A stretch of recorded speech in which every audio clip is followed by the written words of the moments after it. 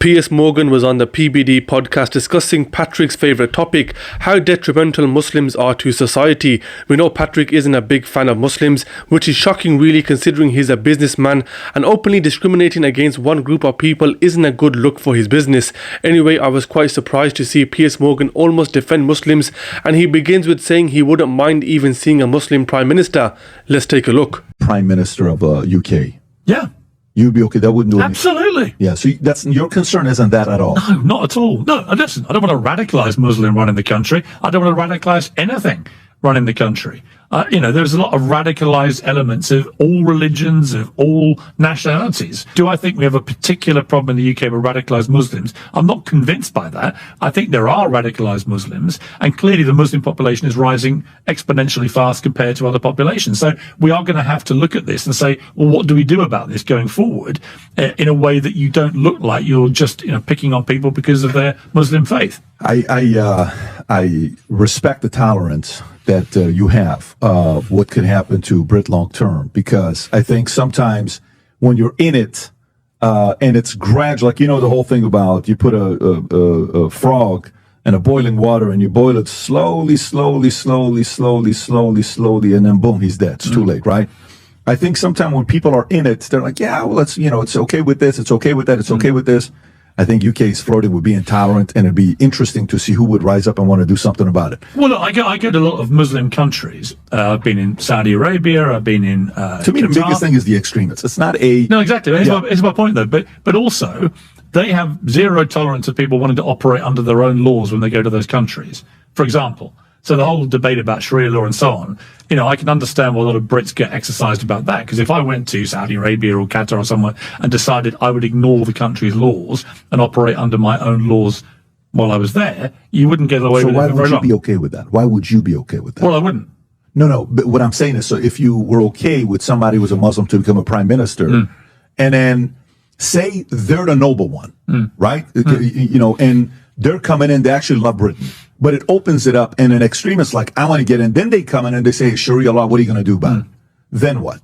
Because you're making it a step ahead. Yeah, but I don't think you can't tar the entire Muslim population with the brush of potential extremism in the same way that you get Christian extremists in America who've committed appalling atrocities. I don't assume that every Christian, I'm a Christian, I don't assume that every Christian in America is a potential extremist. I just think it's... There's going to be the two. You're comparing the two. No. I'm just saying extremism is extremism. Isn't it?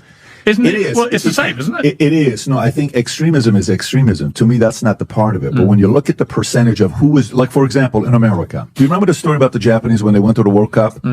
What were they doing afterwards at the end of the game? They were cleaning up the arena. Everyone's like, what are they doing here? That's what we do in Japan. So would I want 1,000 Japanese neighbors? Yes. They are their own people. They raise kids. They go and work. They don't hate America. They don't get up there and, commit terrorist crime. You don't hear stories like that from them. They just go and do their part, right? But I would argue this back. Right? So I went to the Qatar World Cup, for example, for a week. Felt completely safe. There was no hooliganism whatsoever. But that's not the same as the extremists. These are two different... No, I agree. But again, I think there's extremists everywhere attached to all different groups. And I would say that I like the way the Middle East has been opening up in the last decade. I think it's exciting. It's dynamic. I just interviewed Cristiano Ronaldo in Riyadh at his home there. One thing he said, it just feels really safe. And it feels like it's opening up in a way that's good for families and everything else. And I think that's great. I don't like the tinge of you're all potential extremists until you prove otherwise. No, because... I think it's unfair to a whole...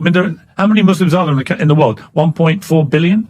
Are we really suggesting that 1.4 billion Muslims are all potential extremists? Because I don't get that sense of the Muslims I know in London. Piers makes a good point. There's extremists in all religions, to which Patrick responds, are you really comparing the two? Essentially what he's saying is a Christian extremist is better than a Muslim extremist. All forms of extremism is wrong, full stop. This comment alone goes to show how naive and ignorant this man is, and also highlights the level of hate this man has towards Muslims. According to CSIS, the most significant threat of a terrorist attack comes from white supremacy linked to a Christian ideology. Also, he needs to ask the people who are living in the Middle East. They feel safe and literally have a better way of life. Over 250,000 Brits and over 300,000 US citizens have already made the move. Cristiano Ronaldo moved to Saudi back in 2023. He has already extended his stay and done so again till at least 2027. People like Patrick need to be called out for nonsense they stay online. A businessman who sells insurance for a living, who now suddenly thinks he's an expert on Islam, Muslims and the Middle East. Anyway guys, thanks for watching. Let me know your thoughts in the comment section below. Support me by liking and subscribing, and I'll see you all on the next video. Peace out.